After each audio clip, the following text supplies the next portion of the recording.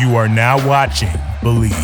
Do you believe? Horns Up Talking Texas podcast. The boys are giddy. Josh Fisher, Alexander Tossman, the Rockosopoulos, DJ Nikki, Snacks Crider, and the Quan Cosby. Get your horns up, cuz here we go. Horns Up Talking Texas podcast. 49 zip nuts on the bump. We absolutely dominated spit roast to the Oklahoma Sooners. I was in the stands.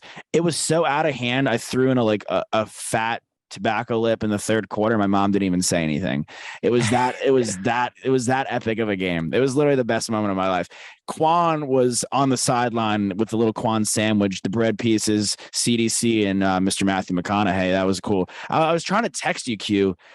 First of all, if you don't have AT&T, they penalize you in the Cotton Bowl. Dude, I could not text anybody.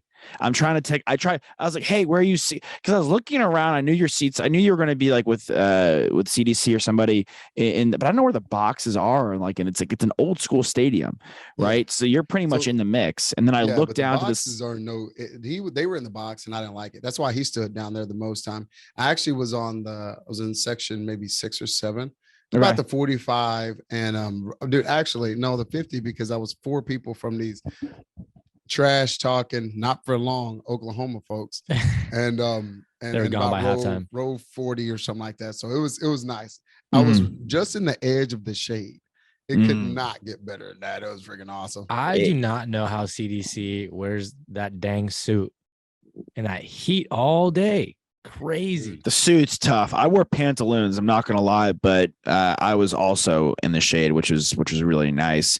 And I think I wasn't gonna wear sunscreen regardless, but it was a nice boat. Last year I was roasted.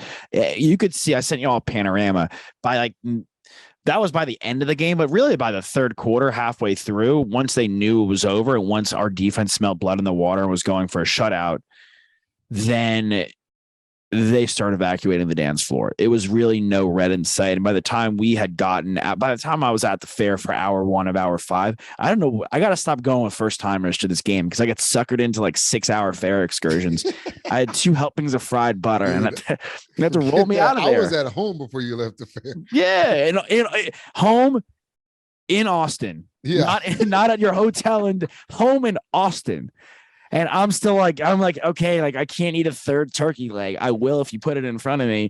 But I mean, the food tasted better than it did last year. Everything felt great. And not even because we shut them out in a miraculous fashion for the first time, literally since Vietnam, like we said last time, which is crazy. Our offense looked like we imagined it to be when we hired Coach Sarkisian. And nothing against Hudson Card, who quite frankly is probably a top 25 starting QB. I mean, there's guys that are coming up on the bench. There's red shirts that are coming in.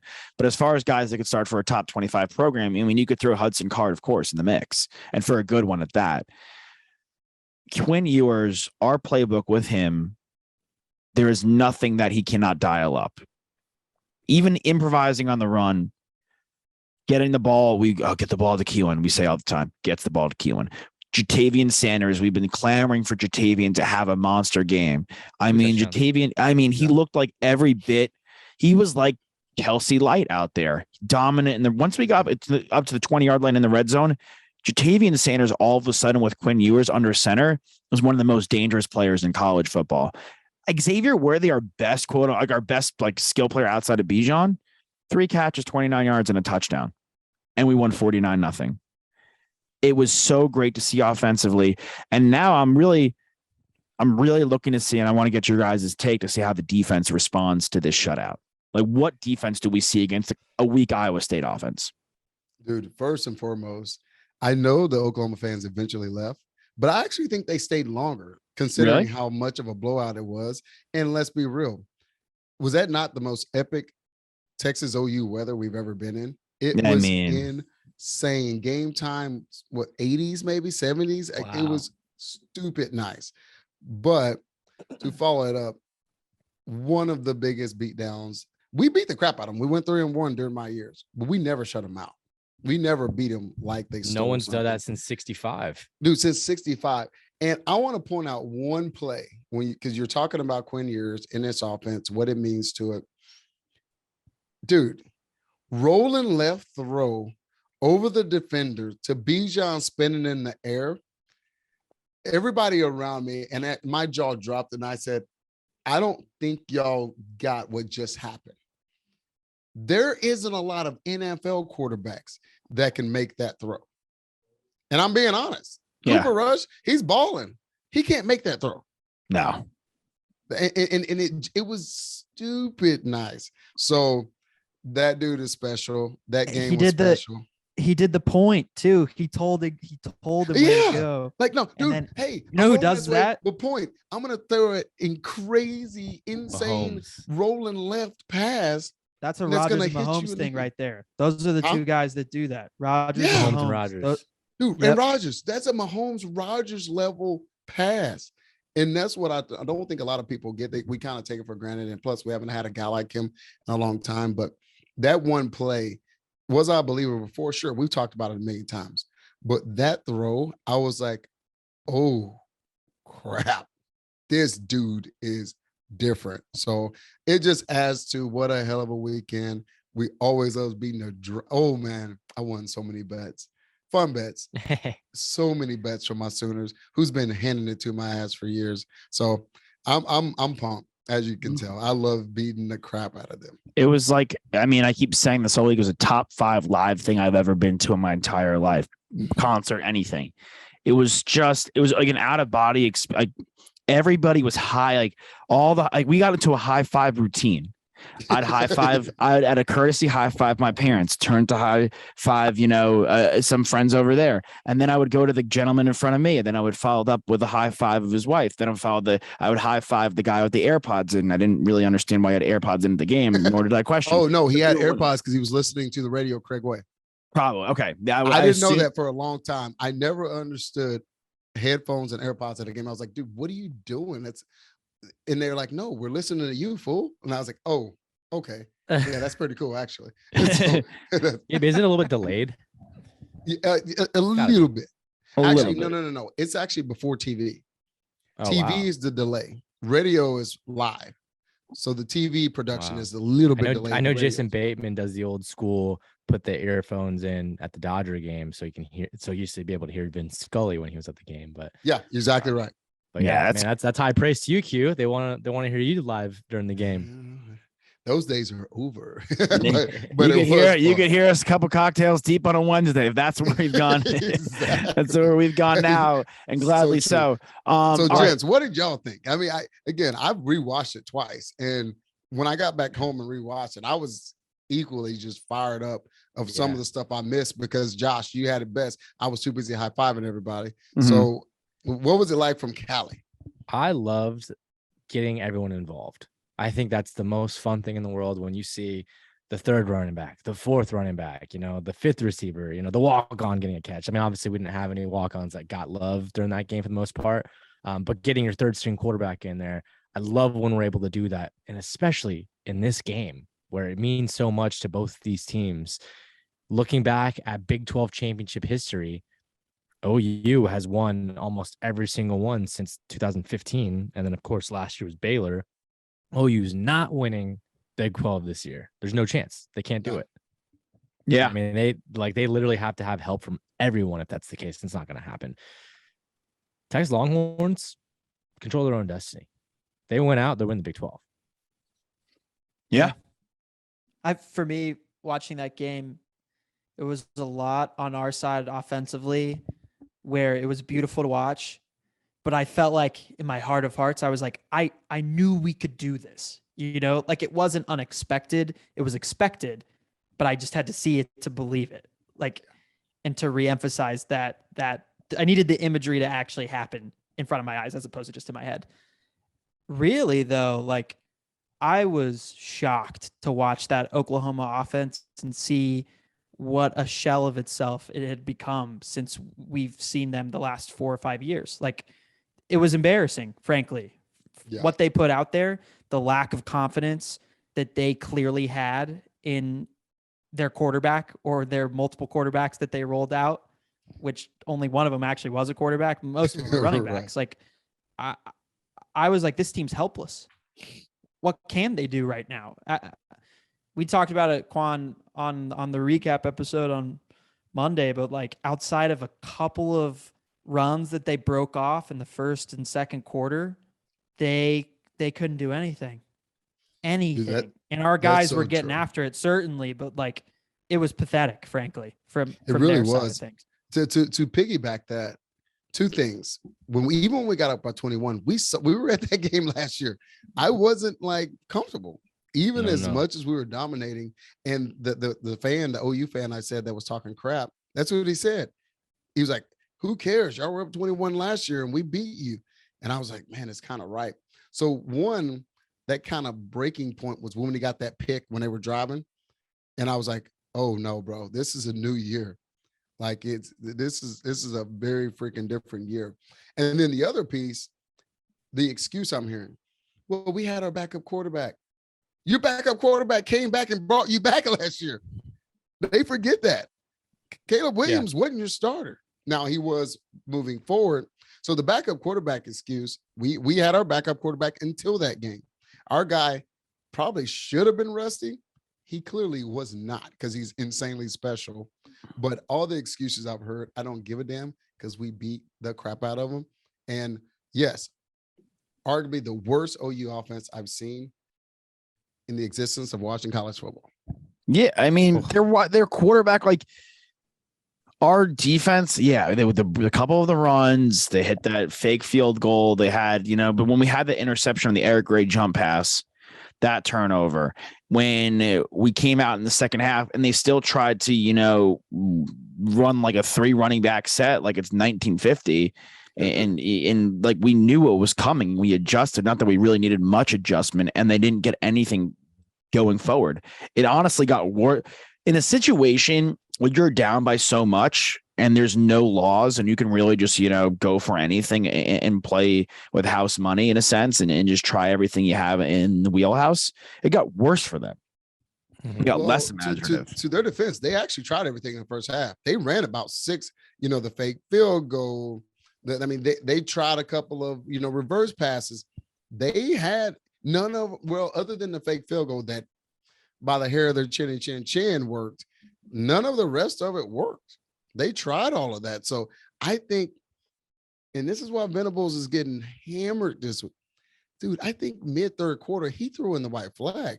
This thing is done. I had like a vision. I don't know if it was like just like got a little hotter. I was like, can you forfeit in college football? I literally thought that. Well, Todd, I'm serious. You were telling me about another game. I think it was Syracuse played an FCS school and they were up 49-0 at half. And the coaches came together and agreed that in the third and fourth quarter, they were going to play 10-minute quarters instead of 15-minute quarters. And they actually did it. Both coaches agreed to it. I was also happy. Yeah. And I was happy. Thank God. Like we didn't see yours in the fourth. Bijan was done. Yeah, done. High five and McConaughey right a little before you got down there, Q. And like, good. You know what? Let's bring that back. Let's bring that kind of style of fanhood back. Like we had Lendale White, in the studio the other day. He was hanging around. He's telling us how, people used to come hang out with Matt Leinart at lunch and they went to 3 straight national championship games. Let's be that team. I'm serious. There's so many big fans. Let's be that team. Let's be not too cocky, but let's be a little cocky going into this Iowa State game and be confident and know that we are a team. And if we could shut out OU, this Iowa State team can barely put up points. Let's shut them out too. Literally about to say that, Hugh. You just talked about how this is the worst Oklahoma offense you've seen in a long time. This Iowa State offense is not anything special either. Put up 9 points against Kansas State. Put up 11 points against Kansas. Got 10 points in the win against Iowa earlier this year. I mean, that is bad. So, you know what? You touched on something about how crazy our fans was there. And I think it goes back to last year's game. I think our fans were pretty wild and crazy at that one too. Nick, you went to Bama game. Dude, our fans are a difference now. Oh, yeah. This is my question. Finally, right? Finally. Dude, it was loud. Finally. It was again, loud. We won a lot of games, but we never really had a real home field advantage. Dude, it is real. That place was insane Saturday. The Bama game was insane. The West Virginia game was insane. What I want to talk about is it the humble pie that we've had for the last 10 years? What is new? What is different? Why? And it's a great thing, but why is it's our atmosphere is going back to what you heard what Will Anderson said. Yep. It is next level, and I am loving every second of it. Personally, I think it's a combination of things, and I'll give my 2 cents on what I think it is. One, the hype. Of course, you have Quinn Ewers. He's a highly rated recruit coming to Texas. It means a lot. But also, Arch Manning on the way over here gets people even more fired up, right? That's just more fuel to the fire. 2, the humble pie you just mentioned. We're used to getting our butts whooped each and every year, and it's finally looking better and better. And 3, I think it's something that people always used to rag on Texas about is there was a lot of old fans, season ticket holders that would just sit in their seats the whole game, not stand up, not cheer. The guys who were in college a couple years ago, 10 years ago, 15 years ago, they're starting to get older, and they're still going to Texas games. And we want to bring that culture of what we witnessed and what we wanted Texas to be. So, as the old school fans start to kind of, tailor off and get too old to go out in the sun, in comes the new, and it's a new breed of fans. Yeah. I mean, it's, you know what though? Here's what the hype. Think about how hyped we were. I mean, Q, you said it like over was it over the winter or something? It was like some, it all blends together once you hit a certain age. You said at one point, this was the most invested you'd been in recruiting, and I think for us too, kind of, because we wisened up and we saw across the board what these other big programs were doing.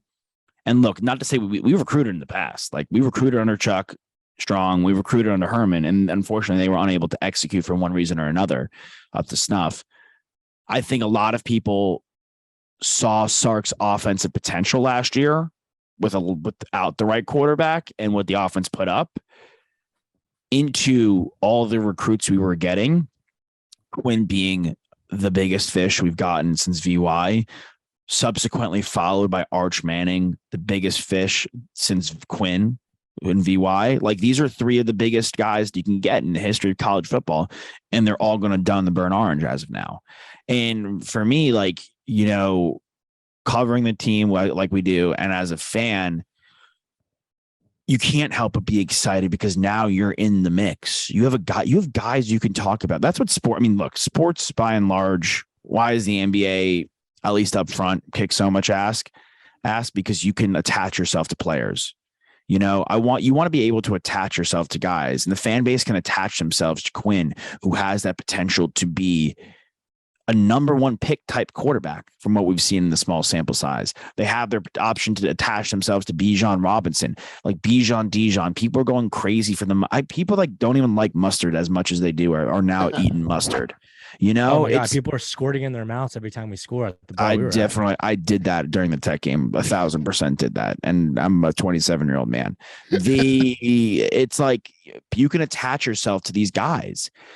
Like we were talking about it the other day, like, I don't know why, just like, Vince going to Tennessee and how the Texans passed up on him, like how much of a bonehead decision that was and what that could have done for their right. I mean, you're his friend. Yeah. Like what that could have done for the franchise. Like they still show that play every game. Like we want those guys. Like they sing that song, Django Walker sing. We need a new Django Walker song. We do. We need a new Django Walker song. We need a part 2, and we need new guys to come into the mix. And we've had a couple here and there, but not like this. And I think the fan base is buying into the hype of these players, and we're seeing them succeed. And now we saw them succeed by themselves. We're seeing them succeed together, which is just great. I think it's certainly the players. Everything you're saying, Josh. To me, outside looking in, and Quan, I'd love to get your opinion on this. Something is different with Sark at the helm than what we've had in the past. I saw after that Texas game on Saturday, after that incredible win that we had, Casey Thompson tweeted out a very positive UT message. And to me, that's indicative of a guy last year who maybe wasn't the right guy talent-wise to quarterback the Texas Longhorns, but he enjoyed his experience, and he went to Nebraska to further his chances to become an NFL quarterback, which I completely understand. But it wasn't like, I'm leaving this place because you're not the right fit for me. You weren't able to maximize my potential. I'm too big for my britches. See that guy in South Carolina, their quarterback, who's not working out for them. Yeah. And I think it's just, it has to do so much with Sark and the culture that he is creating with this team, with his guys that are in there, the other coaches in the locker room as well. Mama Sark, who's hugging all the guys before they get out there on the field. Like, it's everywhere. And like, we just didn't feel it. To me, it didn't feel the same way with Herman from like a personability standpoint, and with Chuck from okay, is it transitioning to the field as well? Is the execution happening too? And we're 4-2 right now. And we feel like, the comments are all, yeah, but if we had Quinn, we'd be 6-0, right? If you go on Twitter, that's what you'll see everywhere. Oh, dude, Joel Klatt said we'd be number one. He said, if Quinn don't get hurt, we're the number one team in the country. Wow. That's Klatt. Yeah. That's not us biased, folks. Me personally, I think we'd probably be number 6, but we'd be in the top 10. Not a bad number. Well, because this is the thing, we would beat Bama. Right. So you beat Bama, you jump up pretty quick. I mean, we've been talking about we win this game. We win this game against Iowa State. We have as many wins as we did last year, and we're only 6 weeks into the season. So that is the right step forward from year 1 to year 2. That's true progression right there. Yeah, and to your point, you remember early on. Go back to the spring game. We're doing a podcast, and I was like, fellas, the hell with the game. The game is a game. It's Texas won, but I said even just the way they prepared for that, I said there's something different in these players. And then you said it best. So love Charlie. Charlie's a great dude. He came in as the authoritarian to a certain degree. He needed to clean that place up. There's a little bit of truth to this. Social media is the worst thing on the planet. He's a little bit old school. Herman came in, politically correct. It was dysfunction and just not genuine. So when Sark came in with a plan, very genuine, had true stripes on. I mean, he won a natty before he got here. He had humility, and he was just, again, his wife, she's there. That it feels like a family again. Mm-hmm. That's it in a nutshell. And it's from the top. What we're doing with President Hartzell, we go golf with him. He invited many lettermen to the game. So that whole section we're sitting in, donors, admin, Jermichael Finley, Sloan Thomas, all these different guys, we're sitting there hanging out, baby, high-fiving, having a good time. The BBs are back in the freaking box. Yeah. From the top also, down to the thing. Someone, I don't know who said it, maybe Josh, Quan, you may have said it back in the past, but this is also Sark's second chance, right? It's his redemption. Yeah, I was just thinking back on that. His way to rebrand himself and rewrite the narrative on who he is as a head coach. And he's not going to squander that. He's also been through a lot too. So, if someone hasn't been through something, it's a little suspicious. Not everyone's perfect. So all of the mistakes that he had in his past add to his character now. And, it's making this program a more complete program. And like you mentioned, Quan, just has that family environment. Yeah. Look where they come from. Yeah. Look where they come from. Like you're saying, look, we're saying like Sark, we need Sark and Sark needs us type thing, to kind of boil it down. He wasn't that name that everybody was throwing out there. But Mac Brown wasn't the name that everybody threw out there, but Mac Brown was the perfect fit. Mm-hmm. Sark seems like the perfect fit, and we're 6 games in. Yeah. But how much different this year even feel from last year? We're all in a good place. Like we were here last year where, and we blew the OU game, and it was the complete opposite, honestly, of a feeling. And y'all mentioned Herman, and like Herman comes from like the Urban Meyer, Ohio State, where talk about dysfunction. You know what I'm saying? Like it's just like all smoke and mirrors. They're like, yeah, they're winning, but like at what cost at certain respects. Then you have a guy like Sark who gets a second chance really with Bama and sees how a program's supposed to be run, not just an efficient offense, how an efficient program is supposed to be run by the best. He's just the best to do it because like of this era. Like this is like a hard era to really dominate, with everything going on. And no one really does it better than Saban. And then you have guys like, let's not poo-poo Quinn sitting behind a CJ Stroud last year. Yeah. Great point. And seeing Ryan Watts, also an Ohio State transfer, seeing how Ohio State plays. Like Ohio State their season was a failure, as big of a failure as ours almost. And it was just because they lost to Michigan, really. Right. And Oregon week 1. Like, and there was like that just as much feeling of a failure. Like that's the kind of and that's what, and that's what we want to be. And having Quinn, who was so hyped, get a little bit of a humble pie. Yeah, you're the greatest thing since sliced bread, but guess what? You're not seeing the field because you have CJ Stroud in front of you. And guess what? He's going to be the number 1 overall pick potentially. And he just dropped 6 touchdowns in East Lansing last week. And is like, as Toss was saying, when we were all talking about the Heisman, he goes, dude, if you're saying anybody but CJ Stroud right now, you're crazy. Right. Like you sit behind this guy and you learn a thing or two. Well, so, and Day runs a clean and really good program as well. Yeah. You know, he's seen it done right. He's seen how communication. I guess we've said it. Ohio State hadn't won a natty in a little bit, but they're in the mix every single year. Every single year. So to see that program and to bring what you learn, as I say, watching film over there, that demeanor, which by the way, the cat is funny because he's rocking this mullet, you know, business on the front, party on the back, but he is as mellow as I have seen as a 19-year-old kid. Like, it is insane. Everybody else flying around doing this. His pocket present. This dude is sliding around like a freaking 10-year vet. It is impressive. And I'm not on this fanboying. No. I've watched a lot of football in my day. He's doing stuff that Colt McCoy didn't do at that age. You are literally Colt's phenomenal, and he got better. Colt had happy feet his earlier days. Quinn's is like, let me slide here, let me move here, let me hit him. Like, it's impressive, man. He hit Jatavian across the middle of the field, and I knew as soon as he threw it that every NFL scout, every person on Twitter was going to be like, did you see the arm angle that he used on that throw? Because he Stafforded it, right? He came off the side around the lineman. And I was just like, not forget what you just saw, or just recognize that what you just saw only happened once in college football today. And that guy did it because no other guy did it today. Yeah. And I don't want to say you're going to see those highlights like on his game tape when he gets drafted. You better. I mean, look, I was stoked. I was just like kind of itching in my seat right now because hearing you say the things that you're realizing about Q. I was in the stands next to my old man who was the game with.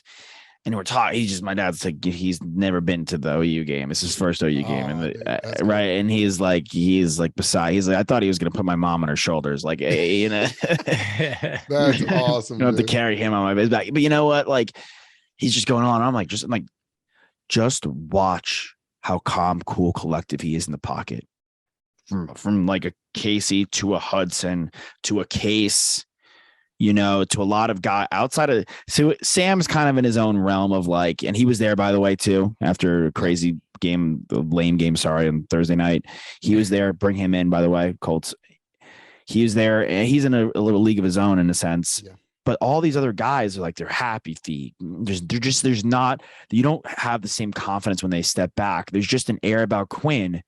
Even when the pressure was coming in, he never panicked. He either stepped up and made the throw, moved out of the way a little bit to the side and got it out. And even if he had to throw it away, like he always made, outside that one interception, made the right decision. Which the ball slipped out of his hand on that one. You saw how wobbly. I didn't throw a wobbly ball all day, but that one. So it slipped out of his hand. Before you move on, Andrew Beck was there too. Giving him some love too. Oh yeah. I mean, yes, we love Beck. Beck's great, dude. He was there as well.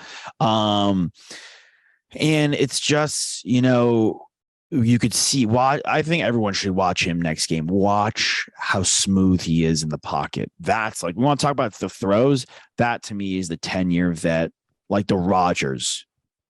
Like Rodgers, every time no matter what's going on around and no matter what the score is in the game, no matter what the clock is saying, Aaron Rodgers is always smooth and calm. And that's why time and time again, he really executes when he, by and large, needs to. Well, that's because he's on some shrooms. Yeah. Hey, you saw Quinn's beard and mullet, bro. I mean, Lord knows what he's on. Well, he's on some Sonic. Did you see that commercial he did with Xavier? They did like a a dual partnership they like did. That's sponsor awesome. No. with Sonic. It was funny. It was funny. Real quick, he's fellas. got some work to do in front of the camera, but he'll get there. He'll get there. I mean, he's got to get that's there. the beauty of it. It's like you can see his youth. I heard an interview the other day and I was laughing. I was like, holy cow, this is not who was leading that offense. And it's not that it's bad. He's just young. He's like, oh, Yeah. you know, his kind of answers, they're good, but they're not polished. Whereas when he's on the freaking field, the cat's like he's a 6-year vet. I mean, even the anticipation, he's not throwing it to another. Let's give it Jordan Addison. If he's out there, he's been around, he wants. No, he's throwing it to another freshman. Mm-hmm. The anticipation on that Sanders throw and the trust and just his level of knowledge of the defense they're throwing at him, it's next level. They throw a blitz at him, he throws it at where the guys came from. I mean, that's crazy, man. It's so freaking right. They're mixing in some screens. I mean, it's to your point. We talked about earlier the amount of guys he's throwing it to, but man, it's the stuff I'm seeing at this stage in his first ever season in college football. I laugh because I don't really care for a lot of the ratings BS. But if I'm thinking about who's been rated at his level, there's only 3 people.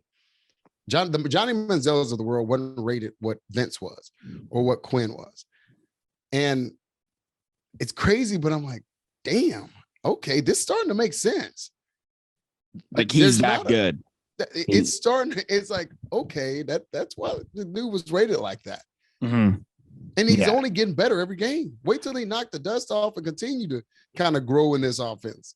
Yeah, it was his first game back from being injured. Like we didn't think we'd see him. Think about this. He's now played 2 games and 1 series. Crazy. It's crazy. We're already pitching tents on the moon. Okay, going into the Iowa State game, fellas, I'll kick it off. One thing you're excited about and really want to see from the team. For me, I think I said it before. Obviously, I want to see the defense come in and carry over that shutout mentality because I think we can. I think this is this is one of the worst OU, like you said, Nick, offenses we've seen. Ditto with Iowa State. Another thing, a guy that we've all been jazzed about but haven't seen yet, Jaleel Billingsley back in the mix. Let's go. 2 tight end sets. I'm stoked about that. I want to see what he can do. And adding weapons. Yeah. Okay, that's me. Toss. Yeah, I want to see Jonathan Brooks get a touch in the 3rd quarter because that means everything's going well, and then I just get to watch that guy. I get to watch that guy run. I like him. I'm this guy. He's special. Give it. That's our 3rd guy. No 4th. I know.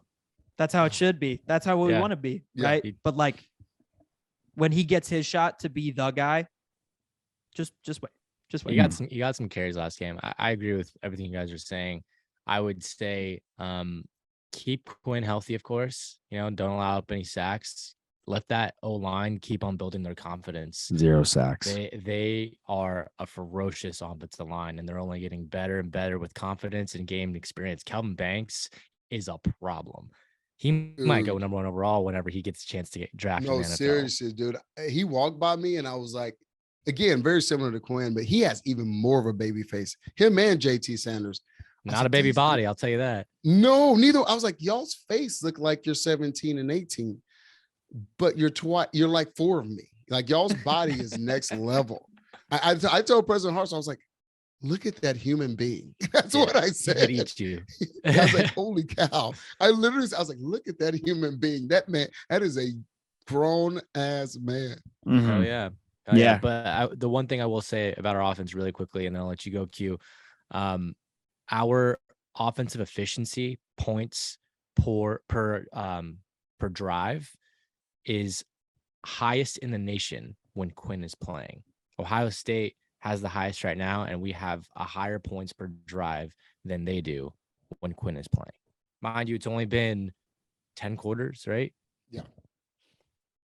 But that's next. Not even 10 quarters. 9 3/4. All right. Quarters. Mine is this. 2 things. 1, we've talked about the fans. Don't be satisfied. Don't get complacent. Mm-hmm. Show up at 11 o'clock and have that place freaking rocking because it matters. And then someone called it the revenge tour. know that Campbell's punk ass in Austin, or he said it 2 years ago, he said it last year, 5-star culture versus 5-star players. The level that freaking hair just set up on my neck, knock their ass out, beat them and let them know, hey, bro, this is actually where we are. Yeah, all these coaches that took advantage of when we were down, and we were. Yeah. Why don't they be honest? Talk about yourselves. You knew we were down. But you to throw out those little slide comments, be pissed off about it. I would have played it in the south end zone all week. I would have played it while you were practicing. His quote on repeat. And then go out there, be more physical like you were last week, and beat the brakes out of him, and embarrass him for his trip back to Iowa State. Love it. Be that pissed off. Way to close it out.